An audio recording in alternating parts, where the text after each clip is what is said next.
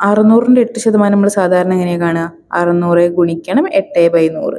600-ന്റെ 2 പൂജ്യം, 100-ന്റെ 2 പൂജ്യം വെട്ടി, പിന്നെ ബാക്കിയുള്ളത് 6 × 8 48. 600-ന്റെ 10% നമ്മൾ മനസ്സിലാലോചിക്കുക. അതായത് 3 ഡിജിറ്റുള്ള നമ്പറാണ് 600. അതിൻ്റെ 10% എന്ന് പറയുമ്പോൾ അതിൻ്റെ ഒറ്റേൻ്റെ സ്ഥാനത്ത് നമ്പർ 0 ആണെങ്കിൽ അതിന് നമുക്ക് ഒഴിവാക്കാം. 0 അല്ല എന്നുണ്ടെങ്കിൽ നമ്മൾ എന്ത് ചെയ്യുക? അവിടെ ഒരു പോയിന്റ് ഇടുക. അപ്പോൾ 601 ആണെങ്കിൽ നമ്മൾ എന്ത് ചെയ്യും? 60.1 ആയിരിക്കും 601-ന്റെ 10%. 600 ആയതുകൊണ്ട് 60.0 ആണ്. അപ്പോൾ പോയിന്റിന് ശേഷം 0 മാത്രം വന്നുകൊണ്ട് നമ്മൾ അതിനെ ഒഴിവാക്കി 60.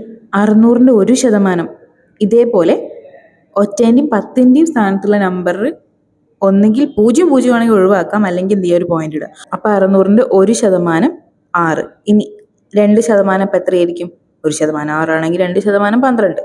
ഒറ്റയ്ക്ക് മനസ്സിലാലോചിക്കുമ്പോൾ എത്ര സമയമൊന്നും എടുക്കൂല കേട്ടോ.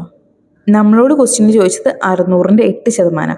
8% പറഞ്ഞാൽ 10%-ന്ന് 2% കുറച്ചതാണ്. അപ്പോൾ നമുക്ക് 10% 60 അറിയാം. അതിൽ നിന്ന് 2% കുറയ്ക്കാന്ന് പറഞ്ഞാൽ 12 കുറച്ച് 48. നിങ്ങൾക്ക് ഇത് കുറച്ച് ഭയങ്കര കോംപ്ലിക്കേറ്റഡ് ആയിട്ട് തോന്നുന്നുണ്ടെങ്കിൽ സ്റ്റാർട്ടിങ് ആയതുകൊണ്ടാണ്, ഇങ്ങനെ ചെയ്ത് നോക്കാത്തതുകൊണ്ടാണ്. നമ്മൾ കുറച്ച് ഇങ്ങനെ ചെയ്ത് കഴിയുമ്പോൾ ഭയങ്കര സ്പീഡായിട്ട് നമുക്ക് ആലോചിക്കാൻ പറ്റും.